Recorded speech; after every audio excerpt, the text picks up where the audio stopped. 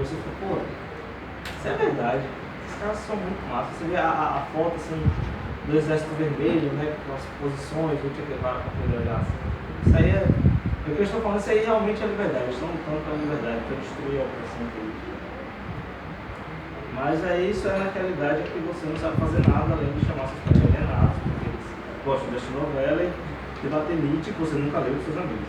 Você debate que você escuta com seu professor, mas você nunca leu.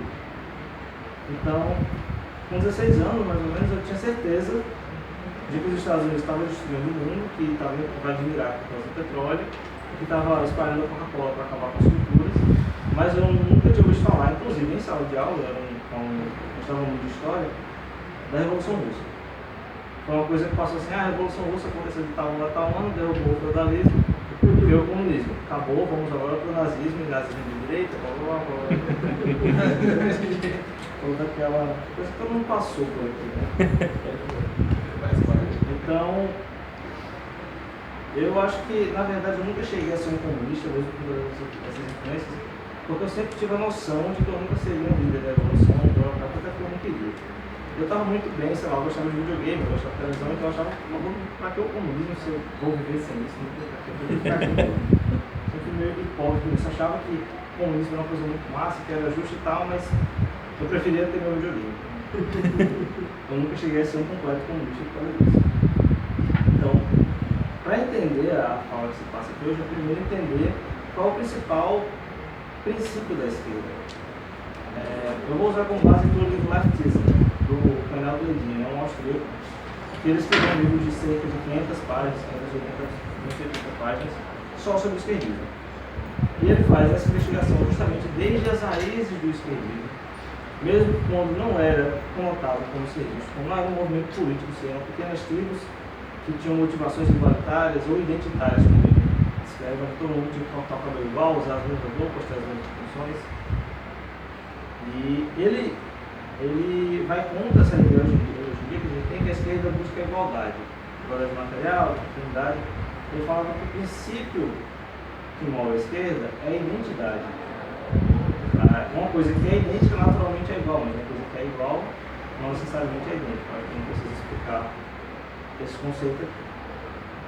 Então, ele... Estou sem slide, eu tenho que ver aqui o roteiro porque eu não pular não.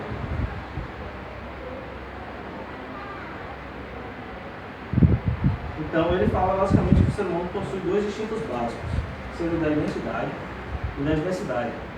Esses dois instintos animais mesmo, que a gente herda dos nossos ancestrais ou da própria natureza animal humana. O instinto da identidade é buscar o que é igual a gente, uma zona de conforto. O instinto da diversidade é um instinto de você buscar novas coisas, você quer viajar, você quer fazer novas famílias. E todo mundo passa por essas duas fases, a não ser quando você nunca cresce. Quando você é criança, normalmente você não quer saber de menina, você não quer saber de outras coisas que não sejam iguais àquilo que você gosta. Então, normalmente, quando você cresce, você começa a... Normalmente, a maioria das pessoas começa a se atrair pelo sexo oposto, coisas diferentes, você quer buscar experiências diferentes. Esse instinto de rebanho da identidade que nós temos, ele parece coletivo, quando você pensa em primeira instância. Parece que você está buscando um grupo para você que é igual a você e que você pensa no coletivo por causa disso. Mas na verdade, inclusive ele cita um autor nazista que criou esse termo, que é Walter Benjamin. Ele tem um termo chamado nostrism. No caso, seria para determinar esse comportamento identitário, de buscar sempre o que é idêntico a você, ser hostil ao que é diferente, como uma multiplicação de egoísmo. São várias pessoas juntas no coletivo que estão apenas multiplicando seu egoísmo. É parecido com o conceito de imbecilização coletiva do Olavo, né? Várias pessoas se juntam para ser algo parecido. Então, ele cita, eu peguei uma citação aqui dele, do livro, ele fala: quem elogia e exalta a unidade coletiva que ele participa, uma nação, uma raça, uma classe, um partido, apenas elogia a si mesmo. E, portanto, todas as unidades identitárias não só tomam uma posição para a mesmice e para opor-se à autoridade, mas também são egoístas. Chegou mais gente depois que você começou, só para dizer o nome do livro e o autor? O nome do autor é Erich von Däniken. É um austríaco, o nome do livro é Leftism, From Side to Marx to To Hitler and Marquise. Ele tem no site do Mises americano. E tem a versão revisitada também, que ele vai falar de... Ele fala de autores mais recentes. Não lembro agora exatamente quais. Então, o outro instinto, que é da cidade, ele também pode ser perigoso. Porque quando você muda muito radicalmente, você pode perder aquilo que você já conquistou. Principalmente, tanto no individual, como você tem um emprego, você tem uma família, você quer mudar hoje, quer fazer tal coisa. Você arrisca tudo aquilo que você tem, mas e principalmente politicamente. Quando você vê um político que quer fazer uma mudança muito radical, hoje em dia está na moda, né? As pessoas gostam, tem uma pessoa revolucionária mesmo, uma vez. A minha, pelo menos, a minha reação natural é ter medo disso. Inclusive, eu peguei outra citação, então eu peguei várias citações aqui. João Pereira Coutinho, naquele livro O Conservadorismo, Ideias Conservadoras, explicadas a reacionários e revolucionários, ele cita, né? As ideias conservadoras ele diz que só abraçam entusiasticamente a mudança, qualquer mudança e, consequentemente, qualquer possibilidade de perda, aqueles que são extremos ao apoio e à fé. Por que ele diz isso? Porque quando você tem alguma coisa, você conquista alguma coisa, você tende a gostar daquela coisa. Você desenvolve uma afeição pessoal por aquela coisa. Se você tem um carro, você lutou para conseguir, por mais materialista que seja, você tem um relacionamento emocional com aquele carro, você não vai fazer uma vez isso para perder aquele carro. A não ser que você esteja pirado. Então, se você hoje tem na sociedade ocidental o direito a várias liberdades, apesar das atrocidades, dos erros, das instituições sociais, você querer mudar isso radicalmente, você ser completamente displicente com essa ideia. Porque você vê, você pode pensar, a gente vai mudar tudo para conseguir uma coisa melhor, mas e se não der certo? O que a gente vai ter? O que a gente vai colocar no lugar? O que vai ficar? Tanto que o conservadorismo é isso, né? Você ser a favor da mudança, mas de uma mudança gradual, sim, bem pensada, segura. Não ser a favor de conservar. Quando você fala conservador, parece conservante de alimentos. Está exatamente igual por 1000 anos. Então, voltando ao identitarianismo, como ele define essa ideologia, que é o foco da palestra aqui, pelo menos a priori, ele fala que também nessa busca pela conformidade existem motivações passionais, dentre elas principalmente o medo e a inveja. É porque todo mundo aqui já viu aquele livro da Ayn Rand que ela fala da era da inveja. Ela fala que hoje em dia as pessoas são criticadas pelas suas virtudes e não pelos seus defeitos. Você tem alguém muito bem sucedido. Steve Jobs é um exemplo. Ele não criou nada revolucionário, mas a genialidade dele estava em lançar uma coisa na hora que as pessoas queriam. A Microsoft lançou um tablet, acho que nos anos 2000, mas naquela época não existia 3G, não existia nenhuma demanda para aquilo. Foi completamente revolucionário esse aspecto tecnológico, como que ele não usa. E Steve Jobs foi lá, pegou a mesma ideia e lançou na época que aquilo ia fazer sucesso. E as pessoas criticam ele por causa disso. Uma coisa completamente absurda. Ah, mas ele não criou o tablet. E daí? A Microsoft foi burra de gastar milhões em recursos, em estudos, perdeu tempo para lançar um produto que não tem utilidade nenhuma. Então você tem que criticar a Microsoft porque ela não teve o feeling para saber a hora de lançar aquele produto. O medo, normalmente, ele surge da ideia de que você é inferior a alguém. Ou da ideia não. Na verdade, da constatação que você é inferior a alguém. Um escravo, por exemplo, tem medo do seu senhor. Porque ele sabe que ele é, obviamente, inferior ao seu senhor em termos de força. Um cidadão aqui qualquer não tem medo, mas teme as forças armadas do seu país. Porque ele sabe que se fizer alguma coisa errada, ele é infinitamente inferior às forças que aquele país tem. Então, esse sentimento de medo muitas vezes gera a discórdia. Quando você tem medo de alguma coisa, é muito comum que você odeie aquela coisa. Você não conhece uma coisa, você tem medo, você sabe que é inferior àquela coisa, você odeia. E quando você odeia, a probabilidade de você fazer, não perdão a palavra, merda, é muito grande. Você vê que milhares de massacres homicídios foram cometidos por hora. O ódio puro e simples. Não pelo ódio, porque ele destrói a tua classe, não. Pelo ódio mesmo interior que a pessoa mesmo construiu, porque na cabeça dela, ela se sentia ameaçada por certa coisa.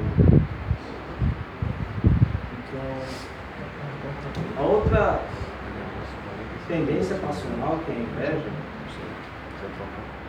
que é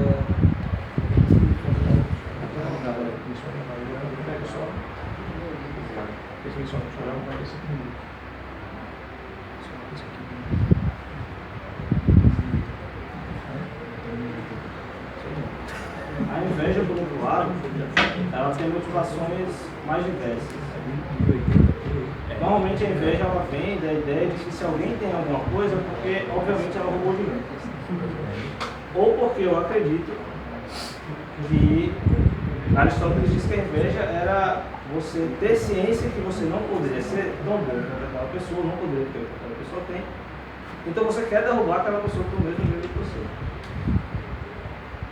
Quando a gente vê muito isso na ideia, porque alguém é rico, provavelmente é porque ele roubou. Hoje, quando você vê uma pessoa rica, se você for comentar com sua família, tal pessoa daqui de Natal tem muito dinheiro, tem um patrimônio, você tem uma pessoa, tem coisa errada no mundo.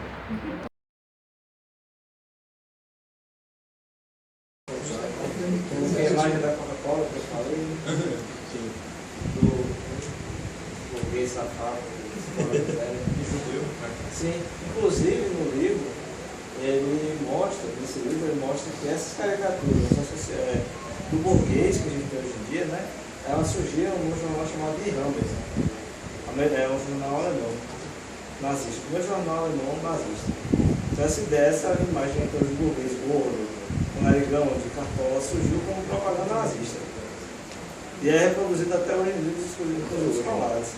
Se for na biblioteca de FRN aqui, tem um livro que tem o judeu na capa como capitalista de cartola, acho que o Lucas já viu. É ridículo. Acho que levaram o sério olhar dele, né? Mais certo. O identitarianismo que eu já falei, aquela citação que eu já. Deixa aí. Então, voltando. Eu estava preparado na inveja, né?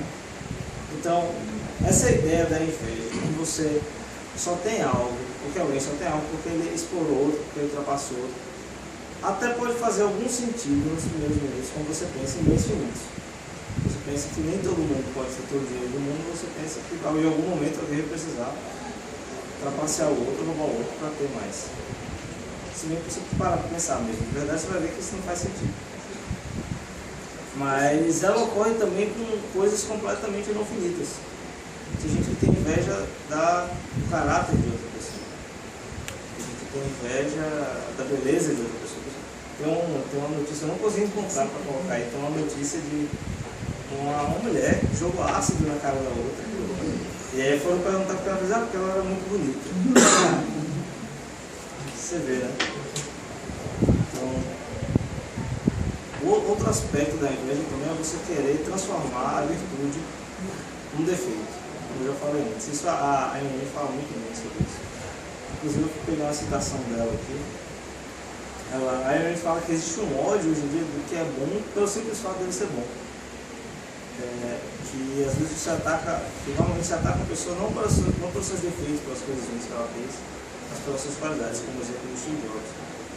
Ela diz que normalmente pessoas que agem assim são as que são sentimentais em relação às pessoas más, os fracassados, os mentirosos, os trapaceiros. Todo mundo que é fraco subitamente adquire algum tipo de valor, mas qualquer um que é bem sucedido deve ser atacado pelo seu sucesso. Essa coisa que a gente viu bastante hoje em dia. Eu pelo menos consigo ver bastante.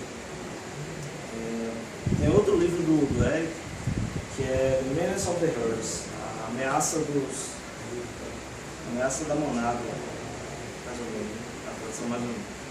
Ele fala que o precursor de toda a tirania moderna é um cidadão chamado Procrustes. Não sei se alguém conhece aqui. Procrustes. Ele era uma espécie de psicopata, dos tempos antigos da Grécia, da mitologia grega, que ele tinha uma cama de ferro em sua casa, e todo viajante que passava, ele morava morava na serra de Eleusis. E todo viajante que passava por essa serra, ele convidava para dormir na sua casa. O que acontecia? A cama tinha o exato tamanho do corpo dele. Então qualquer pessoa que deitasse naquela cama, que fosse maior do que o comprimento da cama, ele amputava os membros para a pessoa se ajustar ao tamanho da cama. E qualquer pessoa que fosse menor, ele esticava os membros das pessoas até que ela se coubesse exatamente da cama. É uma fábula da identidade, não precisa ser igual. E o mais curioso, que eu acho que muita gente vai entender a sacada aí, isso foi na Grécia, não foi nada de criação moderna. A coisa que ninguém sabia, que só souberam depois que ele foi morto, é que ele tinha duas camas de tamanhos diferentes. Duplo valor, né? Você vê hoje em dia, muita pessoa tem dois julgamentos de valores para essa situação. Sim, isso já na Grécia Antiga, né? Já tem essa noção. Então, deixa eu ver. A igualdade. Então, pela identidade dos seres humanos ser tão difícil, não, impossível de ser atingida, pelo simples fato da personalidade humana, cada um tem uma altura diferente, cada um tem força diferente, tem cabelo diferente, tem mentalidade diferente, caráter diferente, tem pais diferentes que ensinam valores diferentes. A esquerda meio que saiu dessa ideia de todo mundo seja igual, cabelo Joãozinho, mesma roupa, tudo, para buscar igualdade. E aí, eu não trouxe essa crítica para cá, mas ele critica vários tipos de igualdade, inclusive a igualdade aqui, quando se fala que Deus criou todos iguais. Ele critica isso não no sentido de que Deus criou todas as pessoas com as mesmas chances, com as mesmas possibilidades, mas que ele fala que todo mundo tem um nariz, todo mundo tem uma boca, todo mundo tem uma conta bancária. Mas nem todo mundo tem a mesma conta bancária, o mesmo nariz, o mesmo olho. E ele fala que se o catolicismo realmente levasse só ao pé da letra, o próprio catolicismo perderia o sentido. Porque nem todo mundo é igual aos outros. Deus ama a todos, mas ele não vai olhar igual para a outra, vamos dizer, da mesma forma que ele olha para a nossa ação. Desde que o cara não se arrepende. Isso é o que ele fala, né? Eu não tenho embasamento suficiente para afirmar isso. Para mim faz sentido, pode ser que não faça nenhum sentido. Então, normalmente a igualdade que a gente pensa hoje em dia é a igualdade de oportunidade. Todo mundo deve ter as mesmas oportunidades, as mesmas chances de ser o que quiser ou de conseguir o que quiser. É uma ideia completamente destrutiva. Se a gente pensar em todas as vezes que isso foi feito, nunca deu certo, não só por nunca ter dado certo, mas por resultados muito desastrosos. Porque nem todo mundo tem as mesmas predisposições, nem todo mundo tem os mesmos interesses, nem todo mundo tem a mesma capacidade de produção, nem que você pegue todo mundo e coloque numa linha de montagem e cada pessoa vai ter seu próprio ritmo, cada pessoa vai fazer os movimentos do seu próprio jeito. Até porque cada pessoa tem uma constituição física diferente, então a pessoa, voltando a Ford, dos movimentos, né, da repetição, cada pessoa tem uma constituição física diferente, ela vai fazer os movimentos de forma diferente, vai levar tempos diferentes. Então, ele mostra que a discriminação, por outro lado, ao contrário da ideia de igualdade, é uma ideia fortíssima na sociedade ocidental e muito vantajosa. O maior exemplo é o maior ícone da sociedade ocidental que a gente pode pensar hoje, as eleições. As eleições são a maior forma de discriminação que existe. Você está votando em uma pessoa, normalmente quando você acha que o outro é um safado. Então, isso é aceito, é a maior instituição política da atualidade, mas se eu escolher não atender algum cliente, eu vou ser preso por isso. Se eu discriminar de outra forma, eu vou ser preso por isso. É uma coisa bem confusa mesmo. E a gente discrimina o tempo inteiro, né? Isso, inclusive, é bastante salutar.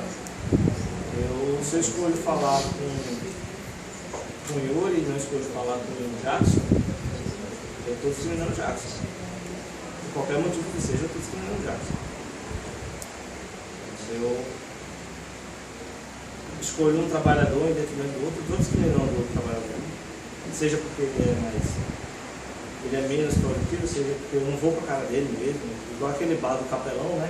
Não sei se você já viu, o bar do Capelão ele dá desconto para os clientes, mas o desconto varia de acordo com quanto ele vai para a cara do cliente. Mas se ele for para a cara do cliente, ele dá desconto de 30%. Se ele não for para a cara do cliente, ele dá desconto de 3% e ainda faz o cara achar que ele está fazendo um negócio.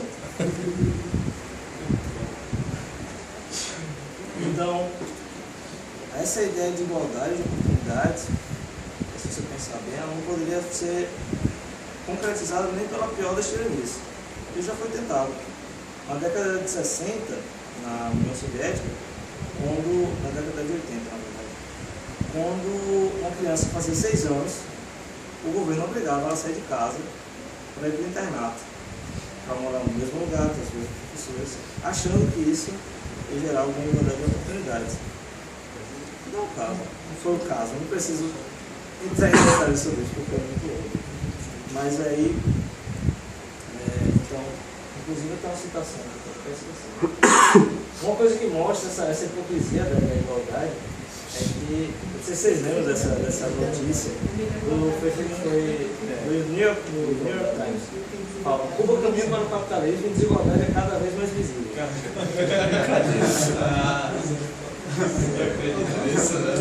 O Ben Shapiro tem um vídeo dele que ele fala que a única diferença entre Cuba antes e agora, que ela está com o capitalismo, é que antes era uma merda e agora é um pouquinho menos merda. Pode ser um pouquinho menos merda e um pouquinho menos merda. E aí você vê, as pessoas estão mais preocupadas com a desigualdade do que se tem alguém saindo da pobreza. Tem um discurso nominal da Margaret Thatcher que é muito repetido, né? Até em Fabão, já falei. A esquerda prefere que todo mundo esteja aqui, mas igual, do que um esteja aqui e outro aqui, porque isso aqui é um absurdo. Né? Para eles, tem uma pessoa que tem muito mais que a outra, mesmo que a outra esteja bem. Sei lá, deixa eu pensar. Uma pessoa aqui, o dono da JBS tem muito mais dinheiro que eu. Mas eu estou bem, eu tenho um carro, tenho uma casa, não precisa. Tem um comediante até, que não sei se o nome dele agora, que ele disse que quando ele saiu com o filho dele, e aí o filho dele falou, mas pai, por que essa pessoa aqui tem mais comida do que essa no prato? Ele falou, não, você não tem que olhar quem tem mais ou quem tem menos. A única coisa que você tem que se importar é se a pessoa que tem menos tem o suficiente. Uma coisa completamente óbvia que parece estar esquecida. Que se alguém tem o suficiente, ela não precisa invejar uma pessoa que tem mais, ela não precisa querer tomar da pessoa que tem mais. A não ser claro que aquela pessoa que tem mais conseguiu por menos, beleza, né? Assim. E apesar de toda essa crítica à igualdade, é importante lembrar que Hayek mesmo dizia que é necessário alguma espécie de igualdade de tratamento na sociedade. Mesmo que não seja igualdade de oportunidades, igualdade de tratamento. Porque só você tratando as pessoas igualmente é que você vai saber quem é superior a quem. Então, mesmo que exista essa crítica ferrenha à igualdade, tem um aspecto positivo da igualdade também que deve ser muito dia. Que você não pode... Existe a discriminação material, né, no caso, existe a pessoa que tem menos ou que tem mais, mas a diferença está em você dar as mesmas oportunidades, não no sentido de ajudar aquela pessoa, mas de não impedir que aquela pessoa siga os mesmos caminhos que a outra. Então, uma maneira que acontece hoje em dia, não tem nenhuma lei proibindo o pobre de abrir uma grande empresa, mas tem 180 dias e quase 10 mil reais que ele gasta de papelada para abrir empresa. Não é uma lei pedindo, mas qual pobre que vai conseguir fazer isso? Tem muitos que conseguem, e são muito mais vitoriosos do que uma pessoa que já tem uma renda que o pai deixa. Eu conheço gente que ganhou 300 mil do pai e comprou um Camaro. Cara, o pai deu 300 mil, você investe, o cara comprou um Camaro, não tinha para botar gasolina, não tinha manutenção, vendeu. Bom.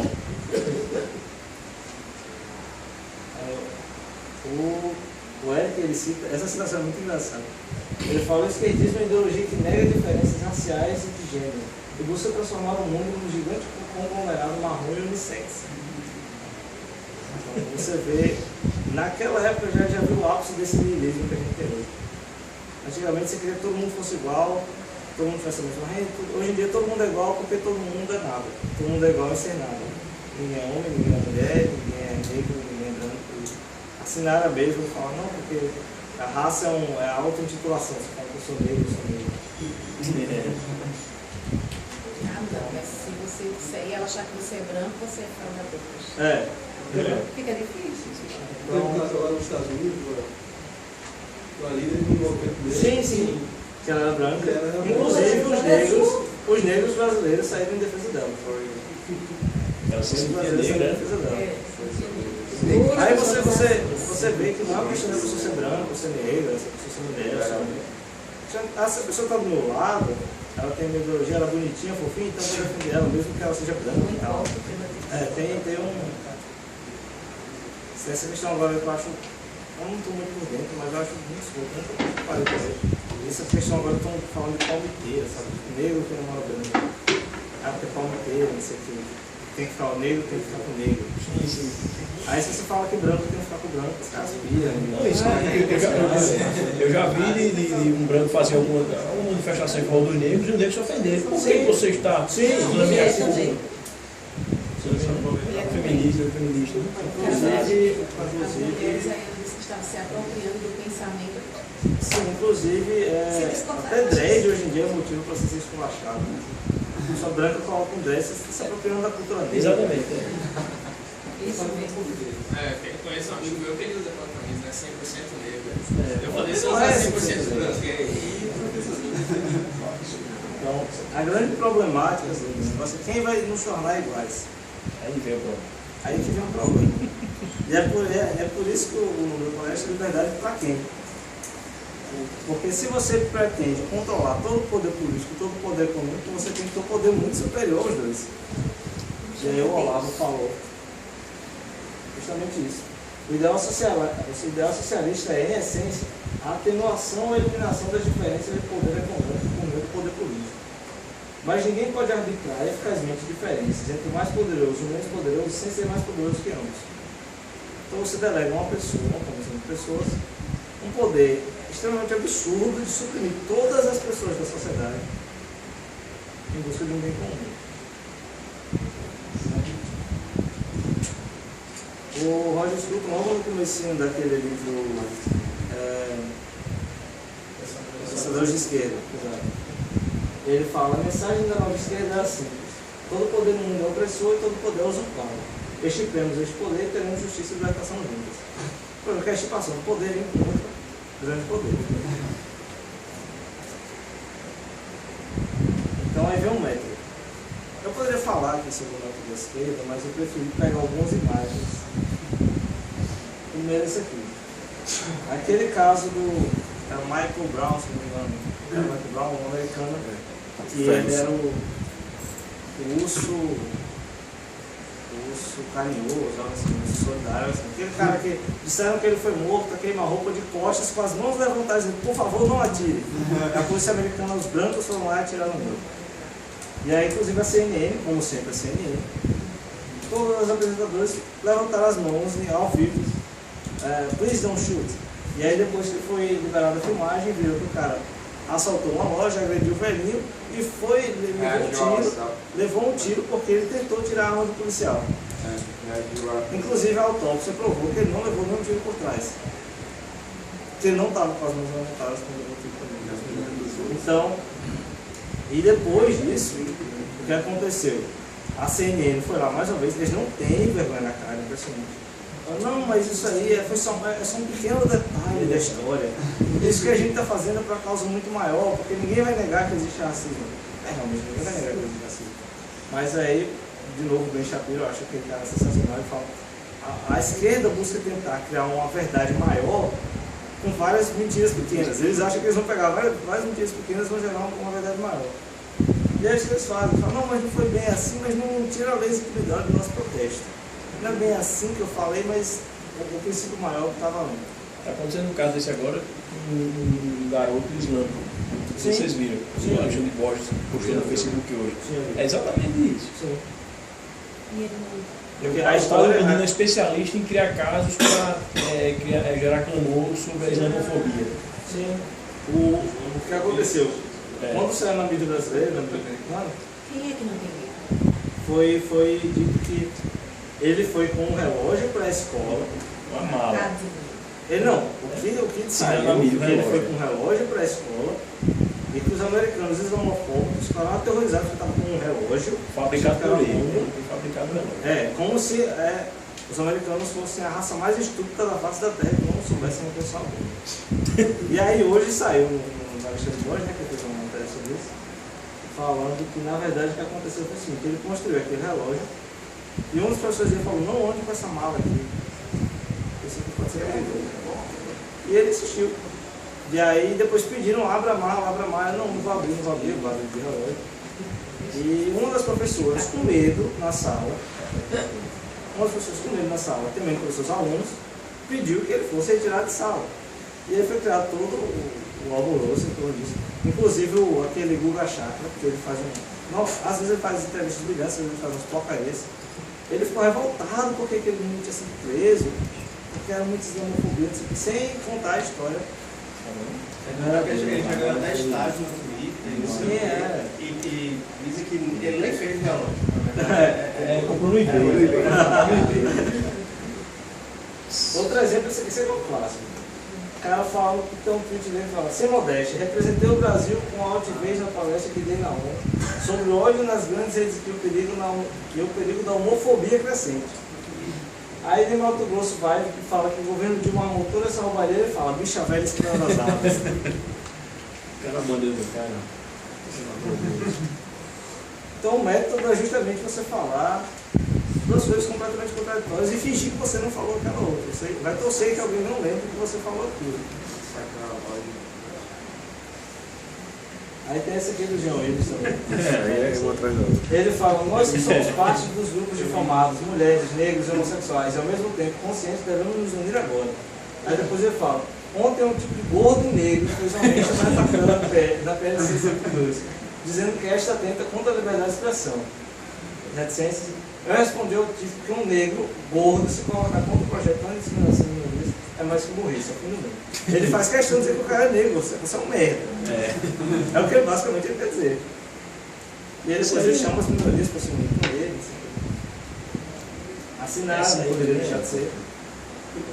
Ela fala, acho tão patético que esse jornalista corrigiu o português do Dilma. Na espécie de puxa-saquismo demotucano, no meio, enviesado.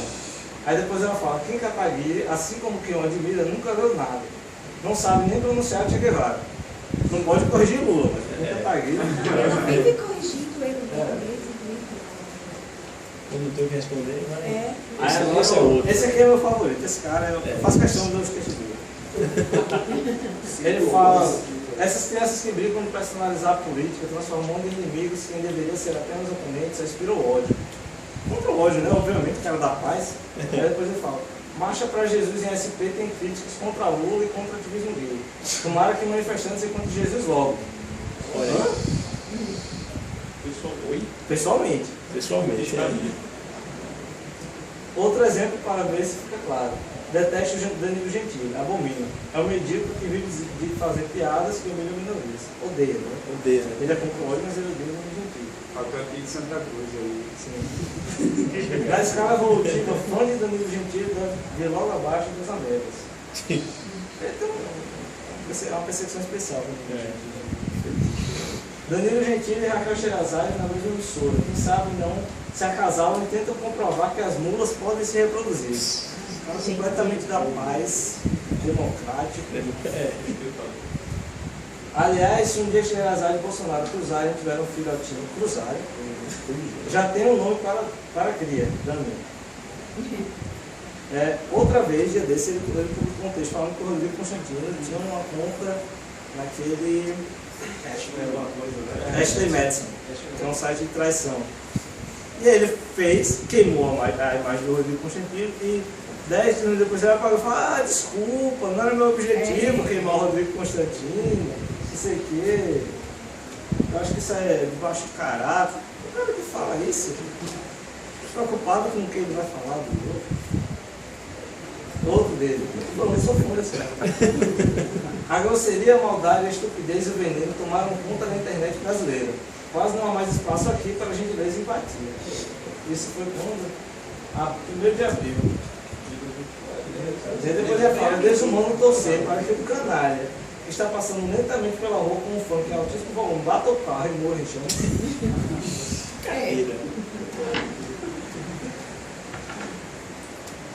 E esses caras são os ícones É. da esquerda hoje. Né?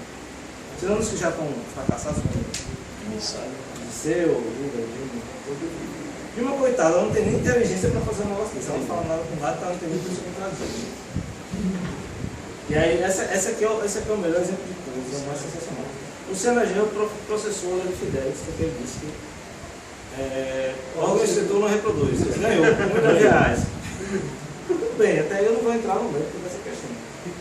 Aí ela vai para a Venezuela e ela fala, isso aqui tem um vídeo na internet, eu fiz a citação porque eu não queria colocar o vídeo, mas vocês podem procurar, Luciano Genro, o apoio Maduro, que vai aparecer lá. Estamos aqui juntos, estamos aqui com a Maré Socialista, que está na Venezuela, dentro do partido de Chaves, lutando pelo processo bolivariano, coisa que eles dizem que não existe, e defendendo o aprofundamento da luta socialista na Venezuela. Eles dizem que a Venezuela não é socialista, não tem perigo de virar socialista. E sabemos que na Venezuela temos que estar agora juntos com o Maduro. E depois eu falo que o Maduro representa a evolução, o desenvolvimento, não sei o quê, representa a luta contra o capitalismo com esses termos. E aí, logo em seguida, o Maduro vai lá em rede nacional e fala: tem um viado que passou pedindo meu leite. Que vergonha. E a oposição disse que ele é o líder da oposição. Eu chamo de pelo com leiteiro. E ele não se cansa. E depois de outro pronunciamento diz assim: esse viado, esse fresco, viadão fascista quer tomar o governo do povo da Venezuela.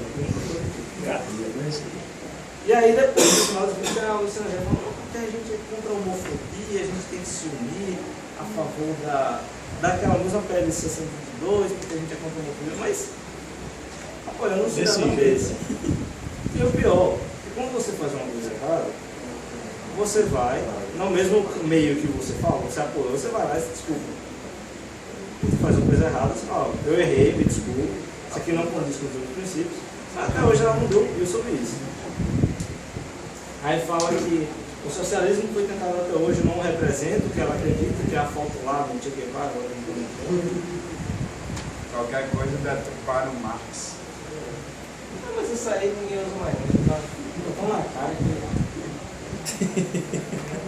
Acho que hoje as coisas estão mais. Hoje em dia... Então aí a pergunta é a seguinte: a liberdade é para quem? Porque a esquerda fala que luta pela liberdade. Fala que quer acabar com a opressão para que todo mundo seja igual e que assim todo mundo seja livre. Quer acabar com a empresa privada para que a empresa seja livre. Então, mas a liberdade é para quem? Quem eles estão defendendo? O ponto principal é esse: quem eles defendem? Você acha que a Luciana Genro defende os homossexuais? Ou que ela defende a bandeira socialista dela? Defende a agenda. Eu acho que é o teu que depende dessa decisão. Não é maldade, não tem que ser maldade. Eu ia trazer até sobre aquele plano de neurologia, mas eu não segui. Ele explica bem essa questão. O poder é para quem? O poder é para quem está na liderança. Para eles fazerem o que eles quiserem, então conduzir o maluco deles em prática. E aí você acha que Jean Willis, mesmo sendo homossexual, está do lado dos homossexuais, dos gordos, dos negros? Martins, hoje na UFBA postaram um evento que ocorre semanalmente na universidade, que é Desconstruindo o Gênero. Aí o que é que estão fazendo? Reúnem-se umas 30 pessoas no salão de um setor lá da UFBA, ficam todos pelados, inclusive fazendo orgias. E um camarada, um conservador, inventou de entrar lá, meteram a porrada nele mesmo. Não sei o que ele fez, né? Eu acho que eu coloquei no grupo a imagem. Enquanto eles estiverem com áreas fechadas, não me obriguem a ver isso. Eu não quero participar desse programa, velho. Não tem problema nenhum com isso. Esse pessoal não fala, usa as palavras dentro do contexto que eles acham que é interessante. O problema justamente é esse vão das palavras. Eles usam a linguagem, eles manipulam a linguagem. A desconstrução principal é a desconstrução da linguagem. Se você vê no Castro, você vê em Habermas, justamente você falar uma coisa sem querer dizer aquela coisa. Você vestir o significado da palavra. O Fábio Oster não fala muito isso. Tem muitas palavras hoje em dia que são um container vazio. Você coloca o que você quiser ali, discriminação. É uma palavra que... Tolerância. Multiculturalismo. Pluralismo. Gente, multiculturalismo, tem que passar uma experiência traumatizante, até hoje eu tenho pesadelo. Estou eu na academia, passa coisa de índio na televisão. Aí eu, falando com a menina, meu Deus, ainda tem infanticídio no Brasil, será? Tal. Há poucos anos teve uma confusão, que tentaram evitar o infanticídio, uma coisa. Aí uma menina que pelo linguajar deve fazer humanas, né? É porque a gente tem que respeitar a cultura. E a gente ficou meia hora discutindo. Aí eu fiquei imaginando, até hoje eu tenho um pesadelo. Eu vou dormir, aí eu vejo ela tirando foto, um índio pega um bebê em terra e ela tirando foto. Ai, que cultura linda, vamos tirar foto para preservar a cultura. Uma coisa é você respeitar a cultura, outra coisa é você saber que existem valores que estão acima dessa cultura. O que acontece? Às vezes as pessoas que estão hoje pleiteando existe uma lei agora que está em processo para ser aprovada, que é justamente para permitir que os índios cometam infanticídio. E às vezes as pessoas que estão botando essa lei para frente são as pessoas que estão botando a lei da palmada, do pai da palmada, para frente. Exato. Em nome do multiculturalismo. E aí eles estão lutando pela vida das pessoas, estão lutando pelas crianças, quando eles estão passando a lei da palmada. Não, mas porque a cultura dos índios, mais ou menos. A cultura dos índios até que eles não matam ninguém quer entender. Então, se a gente vê uma coisa tradicional aí, esses exemplos são sempre bons, porque eu comecei a perceber isso muito mais pelos exemplos. Quando eu comecei a sair assim, dessa mentalidade, porque eu realmente via assim, a pessoa falava uma coisa, hoje a mãe fala uma coisa completamente contraditória, eu ficava assim, o que as pessoas estão defendendo?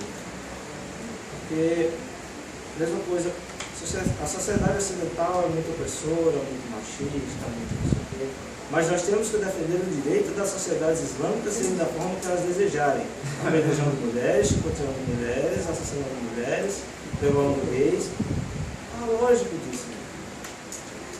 E eles falam contra uma cultura que permite o isolamento do multiculturalismo.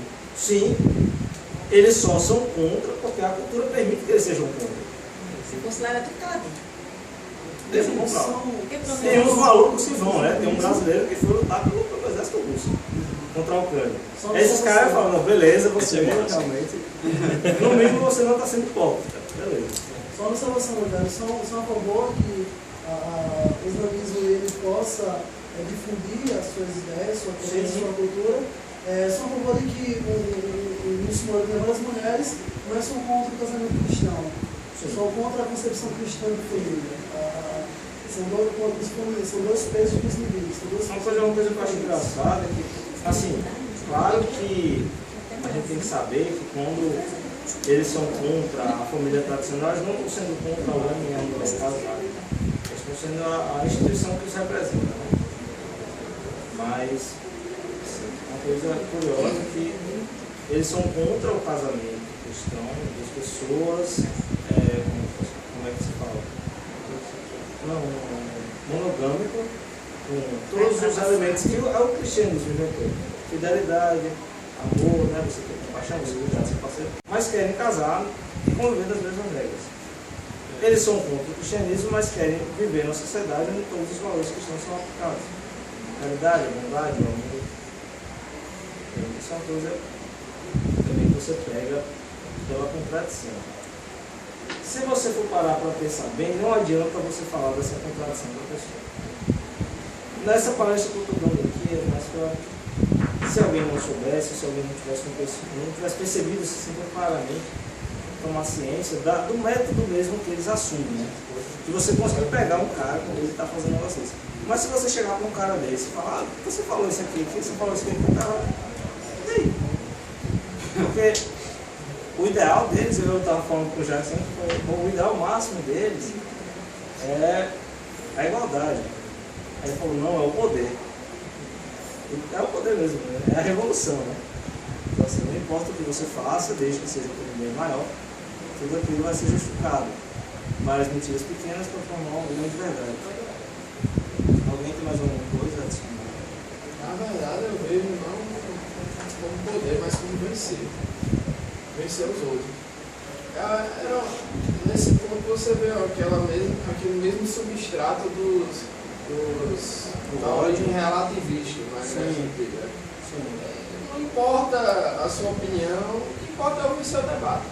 É o vencer o conflito, é eu estar por cima da carne seca, como é um debate. O ditado. Eu não vejo dessa forma.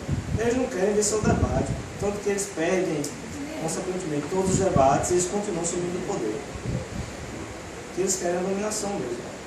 Porque assim, mesmo que uma pessoa dessa acredite fielmente que ela está fazendo bem, ela precisa do poder, ela sabe que ela precisa adotar caminhos não tão honestos para chegar nesse poder. Você pode até dizer, mas vai ver que tal pessoa, vai ver que Stalin, ele realmente achava que aquilo era o melhor para a sociedade. A maldade está intrínseca. Eu não vejo como vencer debate não, até porque eles não estão nem aí para debate. Você já tentou debater com eles? Eles vencem no cansaço. Mas eles não vencem, o problema é esse. Eles não vencem, você fala, ou então não revida violentamente. Eles entram, batem panela, apesar de ser contra o panelaço, eles entram nas aulas das unidades federais batendo panela. Eu vi o René Barbosa esmagando o Kelsen. Não, que saudade de Kelsen. Você viu lá na PUC São Paulo, que teve lá um debate entre Leandro Narlock, Eduardo Suplicy, Luciana Genro e outra pessoa lá. Um debate até respeitoso lá. Aí entraram umas 5 ou 6 pessoas do movimento negro lá, gritando, padrão panela, achando um absurdo aquele debate que estava ocorrendo, sem que eles tivessem sido consultados. E aí o Leandro Narlock, não, por favor, então venha participar. Aí foi só para bagunçar, foi um pombo mesmo. É igual os negros que faziam uma aula na Augusta. Então, assim, realmente, essa questão da universidade pública eu concordo em alguns pontos. A universidade pública hoje em dia ela é feita para elite. Ela é pública só no nome. Para a esquerda e para a direita. Também. Mas se você for analisar por aspecto econômico, quem estuda na federal, a pessoa que está por meio tem condições, que eu fui no Marista, não sei. Então, a escola, a universidade pública hoje, ela não serve ao seu princípio, apesar de eu achar que ela não é uma coisa tão boa assim. Ela não serve ao seu princípio originário, que seria dar educação para as pessoas que realmente não têm condição de estudar. Aí eu realmente concordo, de certa forma, que existe uma exclusão de pessoas que realmente mereciam estar lá. Mereciam pela figura da instituição, não por mérito, mas pela figura da instituição, que deveria beneficiar essas pessoas que não têm condições de pagar uma instituição privada. Mas o método é completamente absurdo. Eles entram numa sala de aula, no momento de uma aula, para se iniciar uma aula, para impor que as pessoas tenham aquele debate naquele momento, se elas queiram, se é a permissão do professor, se é a permissão da faculdade, né? Então, acho que isso aí é complicado. Aí eu vi uma militante do movimento negro argumentando que durante com branco. Essa que faz um vídeo de 10 minutos falando mal de homem negro que casa com branco, mas mas tem um marido alguém do russo. Aí ela falou que durante a escravidão os brancos faziam a imposição dos ideais deles e hoje chegou o dia de impor aos brancos o que eles faziam antigamente. Claro. Qual é o ideal negro? Se você impor. Se você pegar os Estados Unidos, por exemplo, a matriz étnica dos Estados Unidos, hoje em dia, 3% de todos os cidadãos americanos têm relação com algum ancestral que possui escravo. 3%. Então aí entra numa generalização absurda, que você quer pegar o judeu, que nem estava lá na época, e fazer ele pagar por aquilo também, porque ele é branco aos olhos, ele é branco. Pessoas negras que possuem escravos, também eles não falam disso, né? É porque é tudo mais complexo do que essa questão de você separar por grupos. Aí vai ter um elemento psicológico mesmo, Sim. patológico, e vai ter um elemento ideológico. Sim. é você saber quem é quem. Identificar ali, ou os dois ao mesmo tempo. É isso que é normal. É muito mais complexo do que se pinta hoje. Inclusive na própria direita. Essa direita de rede social. Fora aquilo, não sei o que. Mas aí você vai ver os textos que a pessoa compartilha, mentira atrás de mentira. Mesmo que a pessoa não faça por mal, a pessoa está ali espalhando os dados. Igual o militar, não sei o que, o militar foi quem mais fez estatal no país. Coisa que não tem lógica nenhuma. Inclusive, o governo militar financiou filmes e livros de autores esquerdistas. Nossa ditadura. Primeiro que. Não, nem pra ter, né? Tudo bem, não vamos entrar nisso aqui. Tem que fazer igual Isso é o muito polêmico, eu não Deixa quero eu entrar falar. nisso. É minha opinião. Se vocês quiserem discordar. Tem que fazer igual o Japão, instalar todos os cursos de humanos por um tempo todo. Mas aí não. O Japão cancelou vários cursos de humanas. Mas aí as principais universidades se negaram. Mas ali também é perigoso, sabe? Porque aquilo ali é uma visão meio positivista, tecnocrata. É complicado. Porque não é uma coisa. Você vê assim, você tem preconceito com gente e tal, mas. É um negócio talvez até muito mais perigoso do que um carinha que fuma uma maconheiro livre. Vai tender para admirar o mundo de novo, né? Sim. O cientificismo top, total. Muito mais perigoso. Muito mais perigoso. Inclusive questões de eugenia, que hoje em dia já existem projetos para você criar o seu filho do jeito que você quiser, com a cor do olho. Inclusive até hoje os socialistas são pioneiros nisso, né? Cuba até hoje aborta bebês que têm risco de morrer ou que são deficientes. Por isso que a natalidade é baixa. A natalidade infantil é baixa. Publicar bem danado. É uma coisa que eu vejo que a gente tem que ter muito cuidado. A gente vê uma coisa assim, vou apoiar porque aquele calor do mundo, por exemplo, o negócio do Japão, vê muita gente compartilhando, isso aqui é massa. Pô, isso é perigoso demais. Eu pensei que o pessoal estava mais compartilhando com piadas. Piada. Mas teve gente que tem que fazer isso lá mesmo, isso bota em maconha. Deixa eu fazer uma pergunta. Passando um pouquinho para o problema lá da igualdade. Tudo bem que, claro, que esse modelo de igualdade marxista, da própria esquerda, somente econômico, ele implica no regime totalitário. Mas você acha que a proposta de igualdade perante as leis, ela supera isso? Em tese, sim. Eu estava falando isso com ele. Em tese, sim. Se você entende como igualdade perante a lei, de que nenhuma pessoa vai ser excluída do julgamento, de que nenhuma pessoa vai ser culpada daquilo por influências, ninguém vai ser barrado de exercer seu direito, de uma forma genérica, sim. Não vai resolver os problemas, mas vai excluir possíveis injustiças. Porque os problemas são inerentes à própria natureza humana. Você nunca vai ter uma sociedade plenamente rica, você nunca vai ter uma sociedade sem violência, uma sociedade perfeita, isso nunca vai existir. Porque o ser humano não é perfeito. Agora, se você entende, por exemplo, no livro mesmo ele fala isso, tem a ideia de igualdade perante a lei, que você pegar uma pessoa de 8 anos e uma de 18 que cometeram o mesmo crime e aplicar a mesma pena. O positivismo mesmo, você pegar a lei ao pé da lei. Inclusive tem uma citação que fala a máxima justiça, máxima injustiça. Quando você tenta fazer a máxima justiça, você acaba cometendo a máxima injustiça. Você não pode condenar uma pessoa de 8 anos, mesmo que ela seja condenada, digamos que esteja convicto que aquela pessoa pode ser penalizada por aquele crime que ela cometeu. Para mim, pelo menos, parece muito injusto que você coloque uma pena tão dura para ela quanto a pessoa de 18 anos. Isso para mim parece injusto.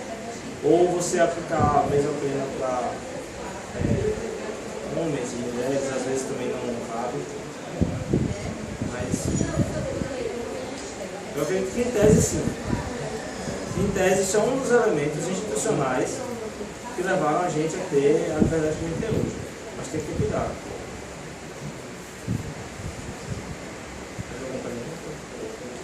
Eu acho que a igualdade não é a igualdade em si.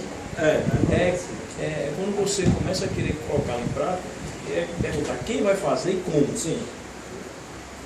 Aí é um problema. Naquele livro Saberes Antigos, de Giovanni Reale, que a gente estudou no passado, tem um capítulo que fala de uma história de Dino Buzzati, a revolta dos cretinos. É uma fábula sobre a igualdade. Ou uma fábula sobre como uma determinada sociedade quis implantar a igualdade. E ela começou pela igualdade material. Né? Como não é possível que todo mundo fosse rico, eles distribuíram a riqueza para que não ficasse pobre, né? Nivelar por baixo. Mas mesmo assim ainda não eram todos iguais. Ainda existia desigualdade estética, pessoas bonitas e pessoas feias.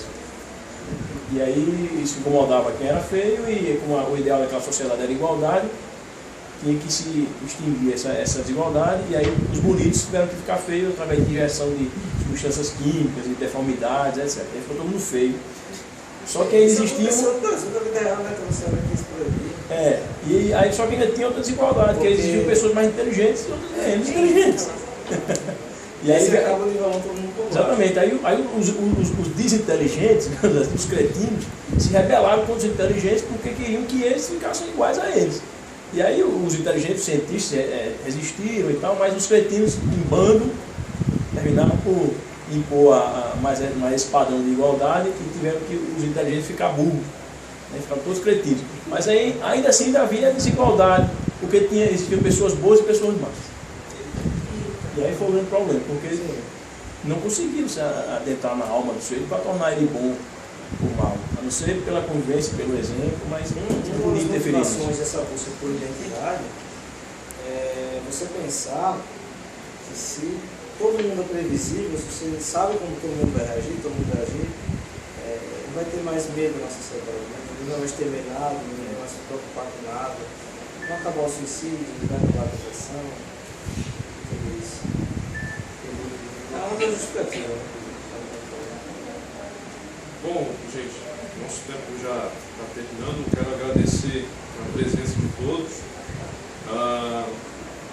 Tem algum recado aí? Vai ter alguma reunião futura? Vai ter dia 3 de outubro, palestra aqui também com o professor Ronaldo Santos. 14. Não, sempre 14 horas. Está no site lá, não sei se é no sábado ou é no dia de semana. Então, fiquem avisados aí, a gente vai ter. Psicologia, não? Sim. Psicologia, acho que já vai falar depois. Mas assim, duas palestras. Uma dia 3 e outra no meio da semana. Não, então é melhor o pessoal ir no site. É mais fácil você acompanhar a gente pela internet, porque a gente está sempre atualizado lá das coisas que a gente vem fazendo. Agradeço novamente a presença de todos, boa tarde e tchau. Valeu.